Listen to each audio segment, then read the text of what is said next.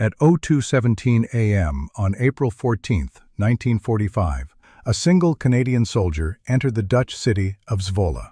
He carried a Sten gun, a bag of grenades, and a reputation command had stopped trying to control. His name was Léo Major. His orders were reconnaissance. What he did instead would be called impossible by every tactical manual written before or since. By dawn, he had killed or captured more than 100 German soldiers, liberated an entire city alone, and refused to explain why he thought any of it was unusual. When asked how a one-eyed sniper from a Quebec farm managed to do what entire battalions could not, he said only this: "I still had one good eye." The year was 1944, when Léo Major lost his left eye. Normandy had been bleeding for weeks. The hedgerows of France turned every farm into a fortress, every stone wall into a grave. Major was a scout and sniper with the Régiment de la Chaudière, part of the 3rd Canadian Infantry Division. His job was simple in description, lethal in practice. Move ahead of the main force, locate enemy positions, eliminate targets that threatened the advance. He was 23 years old. He had grown up on a farm outside New Richmond, Quebec, where distances were measured in fence lines and fields, and silence was something you learned to read before you learned to speak. The army discovered what the farm already knew. Léo Major could see what others missed, and he could do it from distances that defied belief. On June 6, 1944, he landed on Juno Beach. The sand was red before the tide came in. Bodies floated in the surf. Equipment littered the shoreline, metal twisted by artillery that had been firing since dawn. The noise was biblical. Shells overhead, machine gun fire from the concrete bunkers, men screaming in French and English and languages that dissolved into pure sound. Major moved inland with his regiment, carrying 60 pounds of gear through water that pulled at his legs like something alive. He reached the seawall, waited for covering fire, then ran. The hedgerows began 3 kilometers from the beach. Every field was a geometry problem written in stone walls and sunken roads. German defenders had prepared the terrain for months, turning Norman farmland into interlocking kill zones. Snipers occupied church steeples. Machine guns covered every intersection. Mortars ranged in on approach routes. The Canadian advance slowed to meters per hour. Casualties mounted. Command needed intelligence. They needed to know where the enemy was dug in, how many, what weapons. They needed scouts who could move through hostile territory and return with answers. Léo Major volunteered. His first solo patrol lasted 14 hours. He moved at night, crawling through drainage ditches, using hedgerows for concealment, stopping every 50 meters to listen. The darkness was textured.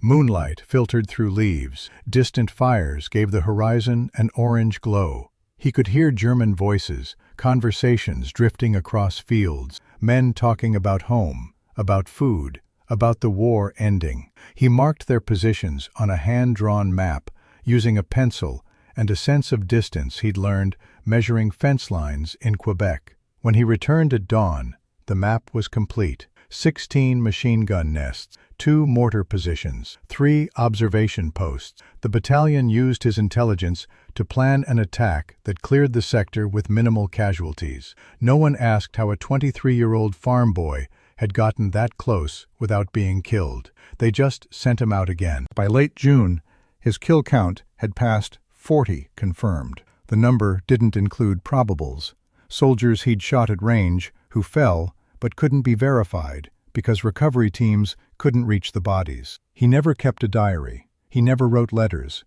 describing what he'd done. The numbers came from battalion reports and the men who watched him work. 1,200 yards with iron sights on a Wehrmacht officer directing troop movements from a road junction. 1,100 in crosswinds that bent bullets 3 feet left, compensated for by aiming at empty air and trusting physics. 1,000 yards through fog so thick the target was more idea than image, identified only by the shape of his helmet and the angle of his rifle. Every shot required mathematics most snipers learned in training and forgot under fire. Wind speed converted to lateral drift. Target movement calculated as angular velocity. Bullet drop, measured in milliradians, adjusted for temperature and humidity. Léo Major never forgot any of it. His brain processed these calculations in the seconds between target acquisition and trigger pull, the same way his hands had once judged the weight of hay bales without needing a scale. On a patrol near Caen in early July, a German phosphorus grenade detonated 3 feet from his face. He'd been clearing a farmhouse, moving room to room, rifle raised, when he opened a door and saw the grenade on the floor, fuse already burning. No time to run.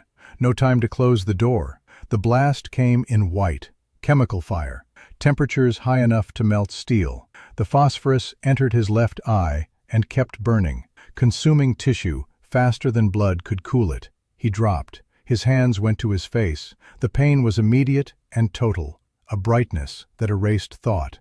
The medics found him minutes later, still conscious, his face a geography of burns. They poured water on the wound. The phosphorus reignited. They tried sand, then dirt. Finally, they cut away the burning tissue with a scalpel, working by flashlight in the ruins of the farmhouse, while German artillery walked closer across the fields. They evacuated him to a field hospital 7 kilometers behind the line. The journey took 40 minutes. He didn't scream.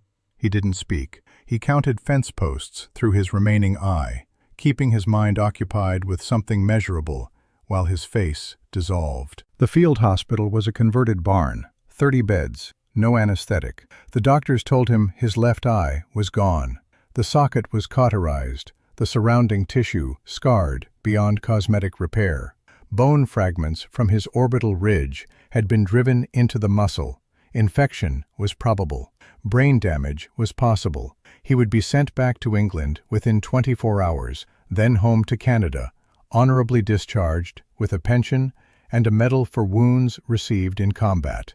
They explained that modern warfare required binocular vision. Depth perception was essential for movement under fire. Peripheral vision saved lives. He had neither now. One eye meant half a field of view. Distances reduced to estimates. Every shadow a potential threat he couldn't clear without turning his head. No army would return a half-blind soldier to combat. It wasn't cruelty. It was mathematics. Major listened to the diagnosis without expression. His face was bandaged, one side wrapped in gauze, soaked with antiseptic, that smelled like industrial solvent. His remaining eye tracked the doctor as he spoke, measuring the space between them, the distance to the door, the angle of sunlight through the barn's broken roof. When the doctor finished, Major asked when he could return to his unit. The doctor repeated the assessment. One eye. Permanent blindness on the left side. Depth perception compromised. Peripheral vision gone. Combat effectiveness reduced to theoretical 0. No modern army would send a half-blind man back into the fight. Major disagreed. Not with words, with action. He waited until the medical staff rotated shifts at midnight, 22 hours after the injury. He stood, removed his IV, unwrapped the bandages enough to see, then walked out of the hospital without signing discharge papers, without taking his medical file, without authorization from anyone. He hitchhiked back to the front on a supply truck driven by a corporal who asked no questions, because Major's face answered all of them. When his commanding officer found him 2 days later, already back on patrol, already providing reconnaissance reports with the same precision he'd shown before the injury, he didn't send him home. He couldn't. The battalion needed scouts. Major was the best they had. 1 eye or 2 didn't change that. So the commander made a notation in his service record, returned to duty despite medical recommendation for evacuation. Then he assigned Major to the next reconnaissance mission and stopped talking about hospitals. Losing an eye changes geometry. Distance becomes estimation. Shadows become traps. The margin between a 1,200-yard shot and a miss tightens to fractions most men can't calculate, even with 2 eyes. Léo Major compensated by moving closer. He refined his fieldcraft until he could approach German positions within 300 yards without detection, take his shot, and disappear before the body hit the ground. He stopped using scopes.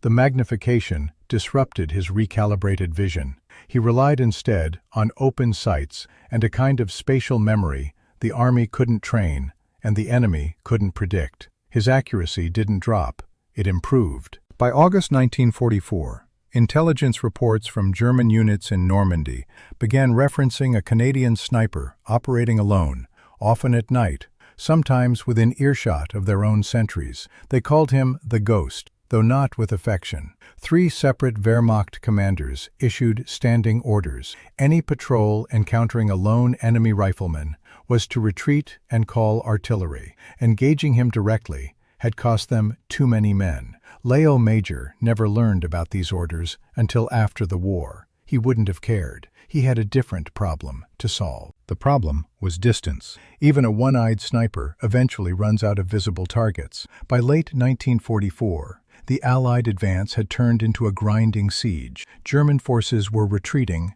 but slowly, contesting every mile with rearguard actions and mined roads. The Canadians were tasked with clearing the Scheldt estuary, a brutal campaign through flooded farmland where visibility dropped to 50 yards, and every dike hid a machine gun nest. Sniping became irrelevant. Major adapted. He began operating as a forward scout, pushing miles ahead of the main force, mapping German strongpoints, and, when necessary, eliminating them before they could report his presence. It was during one of these reconnaissance missions that he encountered a German staff car. The date was October 22, 1944. The location was a crossroads south of Woensdrecht. Major was alone, moving through a tree line parallel to a secondary road the Germans were using to rotate units. He heard the engine before he saw the vehicle. A Kubelwagen, the German equivalent of a jeep, traveling without escort. Through his remaining eye, he could make out 2 figures in the front seats. Officers, based on the uniform caps. He raised his rifle. The shot was 200 yards, no wind, the car moving at 30 kilometers per hour. He led the target, exhaled, and fired. The driver slumped. The car veered into a ditch. Major approached on foot, weapon ready. The passenger was still alive, an SS captain. Major searched the vehicle and found a satchel containing maps, movement orders, and a list of collaborators in nearby villages scheduled for execution. He took the documents, zip-tied the captain's hands, and marched him back to Canadian lines. The captain was interrogated for 3 days. The intelligence he provided helped dismantle an SS counterintelligence network operating in the Netherlands. Major received a field commendation. He never mentioned the incident in any interview. When pressed years later, he said only that he'd been in the right place. By December 1944, the war had moved into the Netherlands. The Dutch population was starving. German occupation forces had confiscated the final harvest. Food shipments from liberated Belgium weren't reaching the cities. Thousands were dying weekly, not from bombs or bullets, but from systematic deprivation. The Canadian Army was advancing slowly, hampered by blown bridges, flooded roads, and a German defense that had turned the country into a fortress. Léo Major's regiment was part of this advance. His role hadn't changed. Scout ahead, report back, stay alive. He added a 4th objective without telling anyone: make it faster. The city of Zwolle sat on the Isel River, a strategic crossing point controlling access to northern Germany. German forces held the city with approximately 400 troops, including SS and Wehrmacht regulars. Canadian command planned a full-scale assault for mid-April, once additional artillery and armor arrived. The civilian population, estimated at 60,000, would be caught in the crossfire. The Dutch resistance had been in contact with Canadian intelligence, reporting that the German garrison was demoralized but still fortified. Any frontal assault would level half the city. Léo Major read these reports and reached a different conclusion. He requested permission to conduct a reconnaissance patrol into Zwolle the night before the planned assault. His commanding officer approved, on the condition that Major take a partner.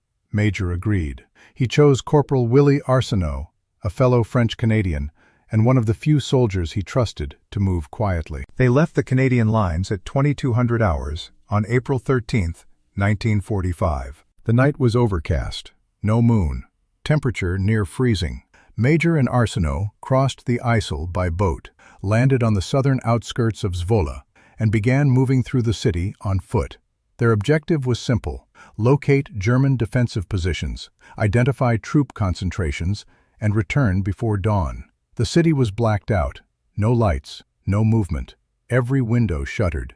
They moved in silence, staying to the alleys, avoiding streets wide enough for vehicle patrols. 20 minutes into the patrol, they encountered a German sentry. He was leaning against a wall, smoking, his rifle slung. Major killed him with a knife. No sound. They dragged the body into a doorway and continued. 3 blocks later, they found a German command post in a requisitioned hotel. Voices inside. Lights visible through curtains. Major counted 8 soldiers visible through the ground floor windows. He told Arsenault to stay hidden and watch. He entered through a side door. What happened in the next 4 minutes remains unclear. Eyewitness accounts from Dutch civilians describe hearing shouting in German, followed by gunfire, then silence. When Major exited the building, 8 German soldiers were dead. He was carrying 2 MP-40 submachine guns and a canvas bag of stick grenades. Arsenault asked what had happened. Major said the Germans had been playing cards and didn't notice him until he started shooting. He handed Arsenault one of the MP-40s and suggested they keep moving. Arsenault proposed they return to Canadian lines with the intelligence they'd gathered. Major refused. He said the city could be liberated tonight if they worked fast. Arsenault reminded him they were 2 men against 400. Major said numbers only mattered if the enemy knew they were outnumbered. He walked toward the city center. Arsenault followed. Over the next 6 hours, Léo Major moved through Zwolle like a storm with a plan. He didn't attempt stealth. He embraced noise. Every German position he encountered, he attacked with grenades and automatic fire, then withdrew before reinforcements arrived. The technique was deliberate: create chaos, force reaction, exploit confusion. He moved in a pattern that suggested multiple assault teams converging from different directions. He set fires in empty buildings on the eastern edge of the city, making it appear the main attack was coming from that sector.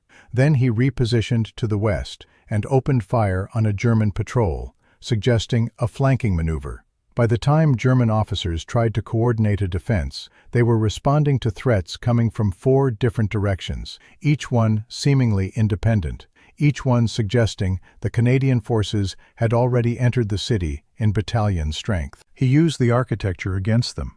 Zwolle was medieval in layout: narrow streets that twisted without pattern, alleys that dead-ended or opened onto courtyards that offered no clear line of retreat.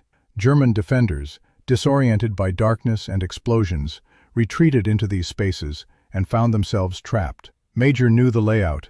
He'd studied Dutch resistance maps before the patrol began, memorizing the locations of main squares, intersections, and German strongpoints. He used this knowledge to herd enemy soldiers toward kill zones, then eliminated them with grenades thrown from rooftops or automatic fire from doorways. The MP-40s he'd taken from the command post gave him 32 rounds per magazine. He fired in controlled bursts, 3 to 5 rounds, aiming for center mass, never wasting ammunition on suppression.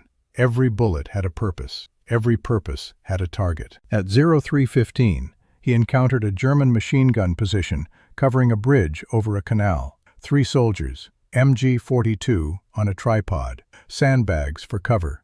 The position dominated the southern approach to the city center. Any attack from that direction would be shredded before crossing the bridge. Major approached from the opposite bank, moving along the canal edge in complete darkness. His remaining eye adjusted to the absence of light. He got within 20 meters, close enough to hear the soldiers talking, close enough to smell their cigarettes. He threw 2 grenades simultaneously, one at the gun position, one behind it to cut off retreat. The explosions were overlapping, a single continuous blast that lit the street for half a second. When the light faded, all 3 soldiers were dead.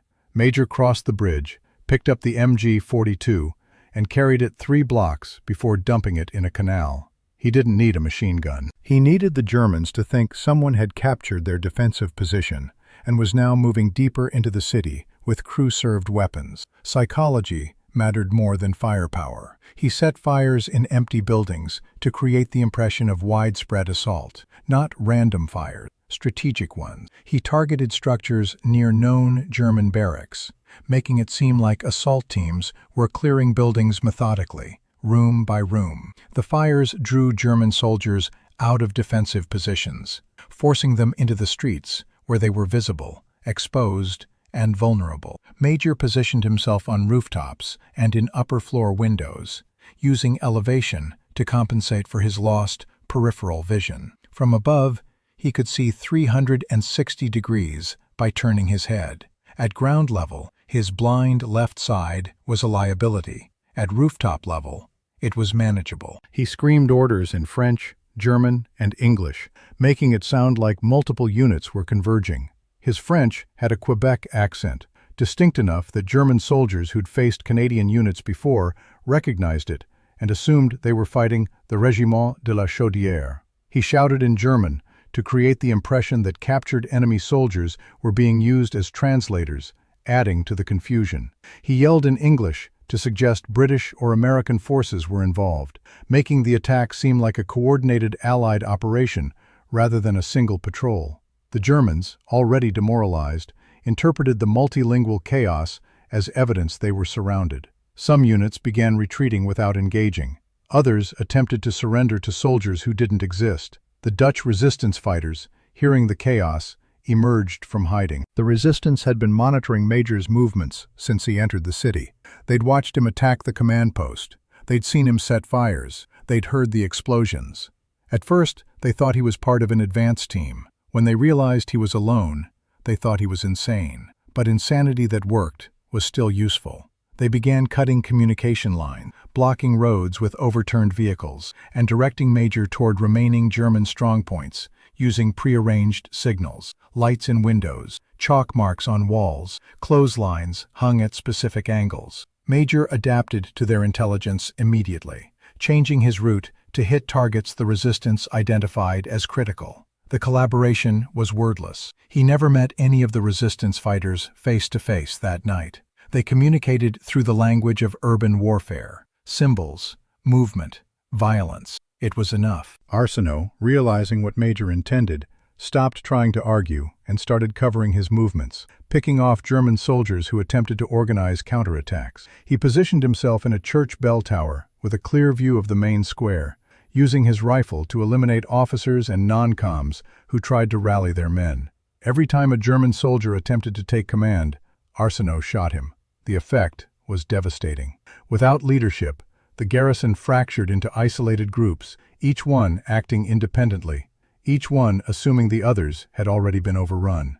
Command and control collapsed. What had been a coordinated defense became a desperate retreat. At 04:30 a.m., Major reached the main German headquarters, a fortified building on the central square.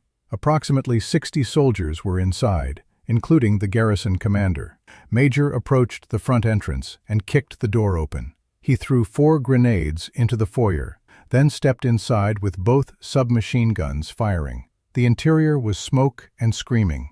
He moved from room to room, eliminating resistance, until he found the commander's office. The commander, a Wehrmacht major, was attempting to burn documents. Major shot the desk lamp, plunging the room into darkness, then ordered the man to surrender. The German officer refused. Major shot him in the leg, then repeated the order. This time, the man complied. Major marched him outside, into the square, where approximately 150 German soldiers had assembled, surrounded by Dutch civilians who had emerged from their homes. The garrison commander, bleeding and defeated, ordered his men to lay down their weapons. The war in Zwolle ended at 05:12 a.m., April 14, 1945. Not a single civilian had been killed. Corporal Arsenault had been shot in the shoulder during the final engagement and was evacuated to a field hospital. Léo Major walked back to Canadian lines alone, carrying a German officer's pistol as proof of surrender. When he arrived, his commanding officer demanded an explanation. Major said the reconnaissance had gone well. When pressed for details, he said the city was secure and ready for occupation. Advance units entered Zwolle later that morning and found the German garrison disarmed, Dutch flags flying from municipal buildings, and civilians lining the streets. The story spread quickly. Reporters asked for interviews. Major refused. The Canadian Army recommended him for the Distinguished Conduct Medal, the second highest award for bravery in the Commonwealth. He accepted, but only because refusing would have caused more attention. He never spoke publicly about what he'd done. In private, he told friends that the Germans had been tired and disorganized, and that anyone could have done the same with enough grenades and poor lighting. The war ended 5 weeks later. Léo Major returned to Canada in late 1945, was discharged, and went home to Quebec. He married, started a family, and worked a series of unremarkable jobs. He didn't attend veteran reunions. He didn't seek recognition. When the Dutch government erected a monument in Zwolle commemorating the liberation, they invited him to the ceremony. He declined. He had no interest in being remembered for something he considered a logical response to a tactical problem. The Dutch people disagreed. They named a street after him. Every April 14th, the city holds a memorial service in his honor. He never attended a single one. In 1950, the Korean War began. Canada committed ground forces. The Army was short on experienced non-commissioned officers. Léo Major, now 30 years old, re-enlisted. His file noted the missing eye. His file also noted his service record: 2 combat tours, multiple decorations, reconnaissance expertise that couldn't be taught. The recruiting officer asked if he could still shoot. Major said he'd never stopped. He was assigned to the Royal 22nd Regiment, the Van Deus, and deployed to Korea in late 1951. His role was unchanged: reconnaissance and sniping. His vision was still compromised. His accuracy was still exceptional. Korea was different from Europe. The terrain was vertical, mountains that rose 3,000 feet in a mile, valleys so narrow you could throw a grenade across them, temperatures that dropped to -30°C in winter, then climbed to +40 in summer. The enemy was different too. Chinese and North Korean forces fought at night, moved in waves, and accepted casualties Western armies considered unthinkable. They didn't retreat when fired upon. They absorbed losses and kept advancing. This required a different kind of warfare, one that valued endurance over firepower, position over maneuver. Major adapted. He extended his reconnaissance patrols to 48 hours, moving through enemy-controlled territory with minimal supplies, mapping positions, counting troops, estimating artillery concentrations. He slept 2 hours per day, always during daylight, always in covered positions where his blind side was protected by terrain. He ate cold rations because cooking fires revealed positions. He drank from streams, accepting the risk of dysentery because dehydration was more dangerous. His reports were detailed and accurate. Command learned to trust them absolutely. If Major said a ridgeline held 200 enemy soldiers, there were 200. If he said a village was abandoned, it was. His intelligence shaped battalion-level planning. Officers stopped asking how he got his information. They just used it. During the Battle of Hill 355 in November 1951, his unit was ordered to hold a position against a Chinese assault. The attack came at night, as always. Bugles sounding across the valley, whistles marking wave positions, then movement. Thousands of soldiers advancing in darkness, using terrain to mask their approach, infiltrating forward positions before Canadian defenders realized they were under attack. The fighting was close range, brutal, fought with grenades and bayonets and fists. Major's platoon was pinned down on the hillside, taking casualties from machine gun fire coming from 3 directions. The lieutenant was dead. The sergeant was wounded.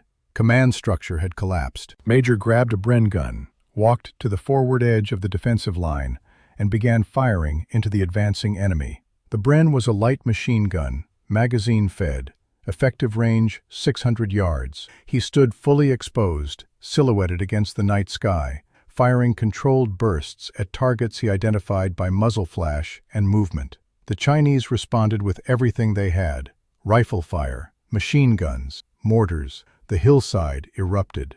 Major didn't move. He held that position for 3 hours, burning through 18 magazines, over 500 rounds. Every time the Chinese attempted to flank his position, he repositioned the gun and cut them down. Every time they tried to suppress him with covering fire, he waited until they advanced, then resumed shooting. His presence anchored the defensive line. Canadian soldiers, seeing him stand alone against the assault, held their positions instead of retreating. The battle lasted until dawn. The Chinese withdrew, leaving over 300 dead on the hillside. Major survived without a scratch. When ammunition runners asked why he didn't fall back to covered positions, he said the view was better from where he was standing. He wasn't joking. From the forward edge, he could see the entire battlefield. From cover, his blind side would have created gaps in his awareness. So he stood where he could see everything and accepted the risk. On another occasion, he was tasked with locating a Chinese observation post that had been directing artillery fire onto Canadian positions. The post was estimated to be 1,500 yards from the front line, concealed in dense forest on a ridgeline that offered commanding views of the valley below. 3 previous patrols had attempted to locate it. None had returned. Chinese defenders had established a security perimeter using listening posts and tripwires. Anyone approaching on foot triggered alerts that brought immediate mortar fire. The observation post had become a problem command couldn't solve with conventional tactics.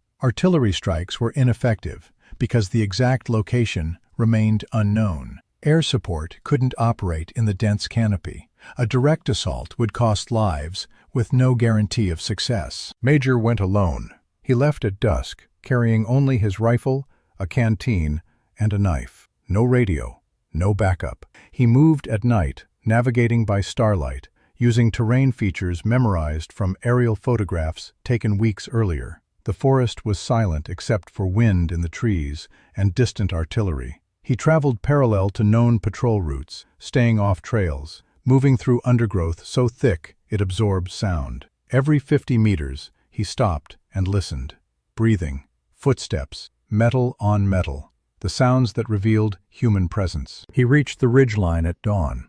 The observation post was 300 yards ahead, positioned in a natural depression that offered concealment and clear sightlines to the valley. 6 soldiers occupied it, 2 on watch, 4 sleeping. Major observed them for an hour, noting their routine, the intervals between radio checks, the way they rotated shifts. Then he moved closer, using a dry stream bed for approach, staying below their line of sight. At 100 yards, he could hear them talking. At 50 yards, he could smell their cooking fire. At 20 yards, he raised his rifle. The first shot killed the radio operator. The second killed the observer with binoculars. The third, fourth, and fifth killed the soldiers who were reaching for weapons. The 6th soldier surrendered before Major fired. The entire engagement lasted 8 seconds. Major zip-tied the prisoner's hands, destroyed the radio, and marched him back through no man's land in broad daylight, using the prisoner as proof he'd completed the mission. Chinese forces saw them crossing open ground, but didn't fire. They assumed it was a prisoner exchange or a ceasefire negotiation.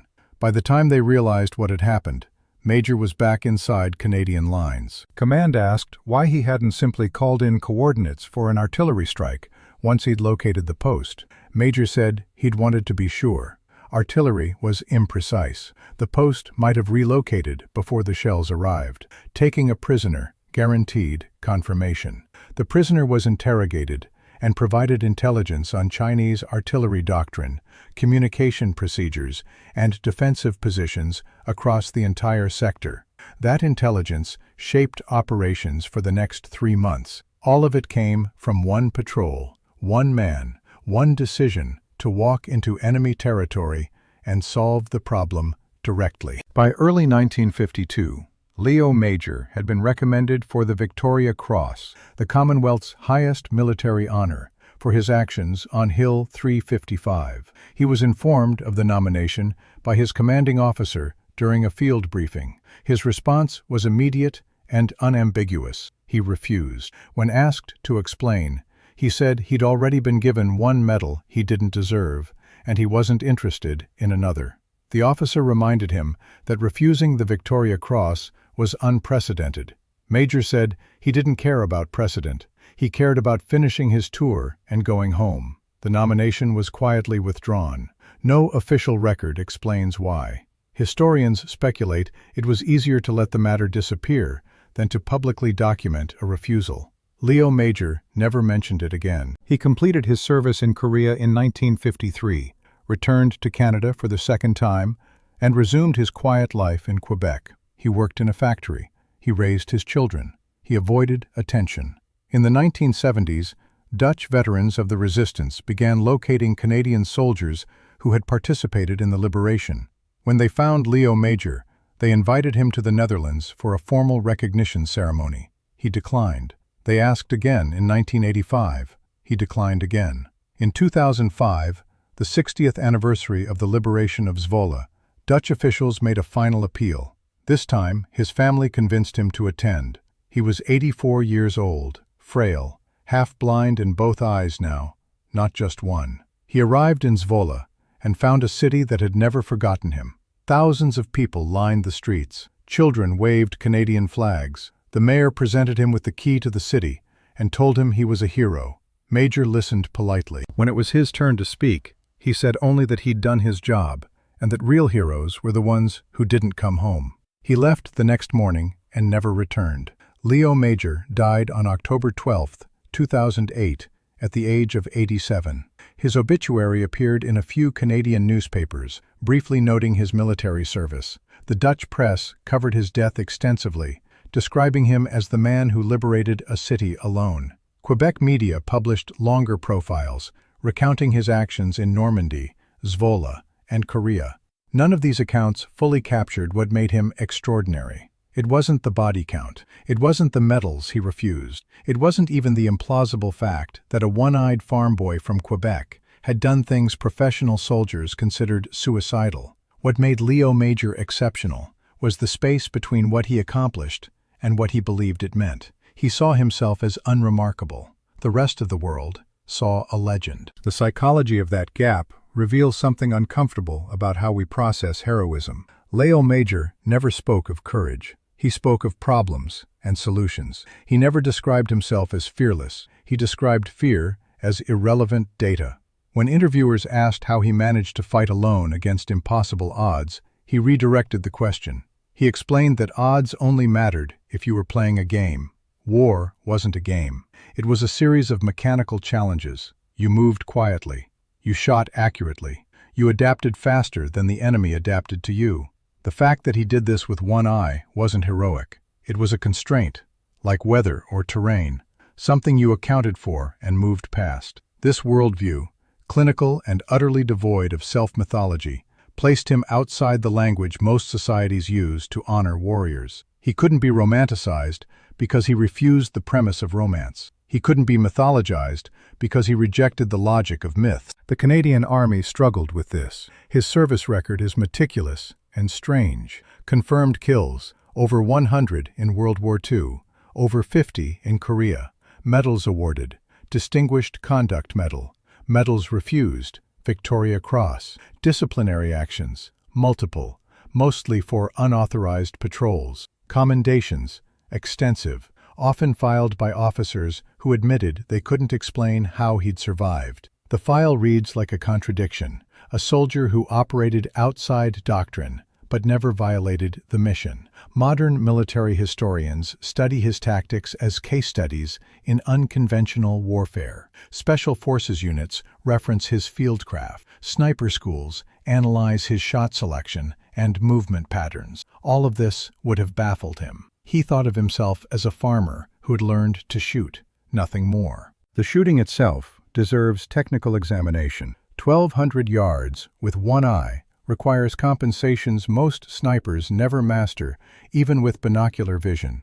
Depth perception relies on parallax, the slight difference in angle between what each eye sees. The brain triangulates distance by comparing these angles. Remove one eye, and you remove half the equation. Snipers in this condition typically reduce their effective range to 600 yards or less. Léo Major extended his to 1,200 by using environmental cues, the size of the target, relative to known landmarks, the way heat distortion affected the air at different ranges, the time it took for sound to travel back after a shot. He recalibrated his internal sense of space using memory and mathematics, turning his remaining eye into a biological rangefinder. This process, which should have taken years of retraining, he completed in weeks. No one taught him. He invented it, the same way he invented everything else. Korea tested this recalibration under conditions Normandy hadn't prepared him for. The Korean peninsula is mountainous. Shots are either straight down valleys or up steep inclines, both of which distort perceived distance. Wind patterns change by altitude. Temperature inversions bend light. Léo Major adapted by spending hours each day observing terrain through his rifle sight, memorizing how distance looked under different conditions. He stopped relying on formulas. He trusted his eye, the same way a farmer trusts his judgment about weather. By the winter of 1951, he was taking shots other snipers declared impossible. 1,000 yards uphill, 1,100 through fog, 1,200 in snow. Each time, the math said it couldn't be done. Each time, he proved the math insufficient. The refusal of the Victoria Cross remains his most analyzed decision. Military tradition holds that you don't refuse honors. They're not personal rewards, they're institutional recognitions of service. Refusing one insults the institution, the men you served with, and the memory of those who died. Léo Major understood this. He refused anyway. His reasoning, when he finally explained it decades later, was simpler than historians wanted it to be. He said he didn't believe in medals. They turned acts into symbols, and symbols into myths, and myths into lies. What he'd done on Hill 355 was keep his men alive. The medal wanted to call it heroism. He saw that gap as dishonest, so he closed it the only way he knew how. He said no. That refusal has been studied by psychologists, military ethicists, and philosophers of war. It represents a kind of moral isolationism, a worldview that places personal integrity above collective recognition.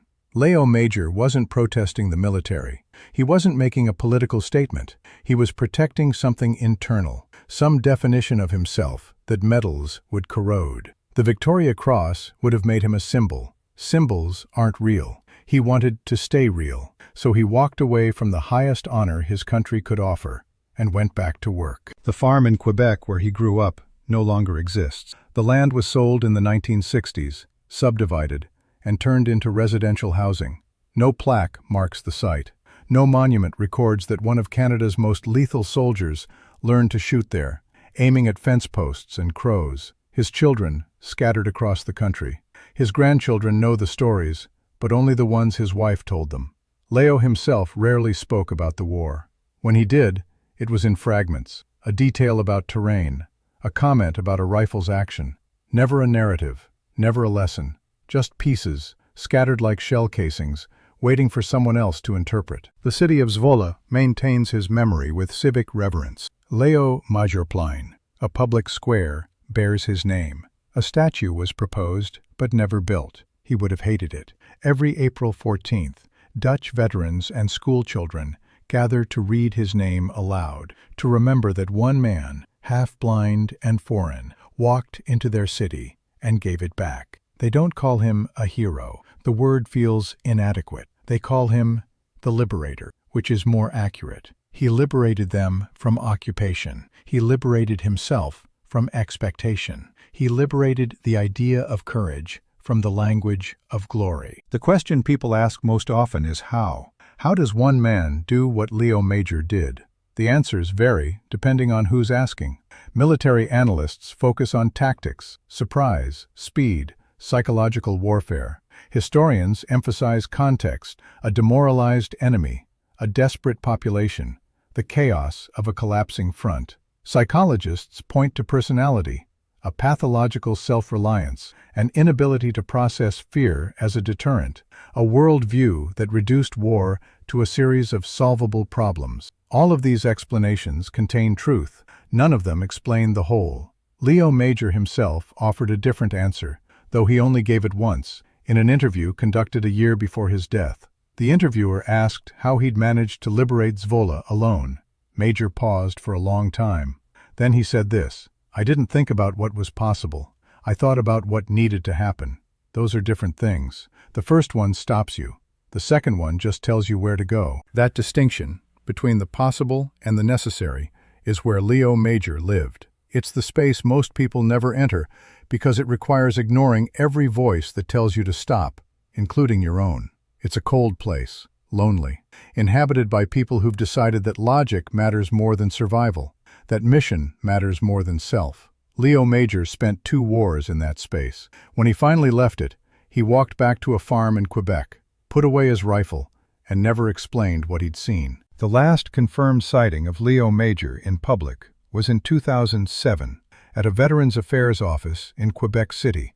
He was there to update his medical records. His remaining eye was failing, cataracts. The clerk recognized his name, asked if he was the Léo Major. He said he didn't know what that meant. She explained, "The man who liberated Zwolle, the sniper with one eye, the soldier who refused the Victoria Cross." He listened, nodded, and said that sounded like someone else. Then he signed his paperwork and left. The clerk later said she couldn't tell if he was joking. He died a year later.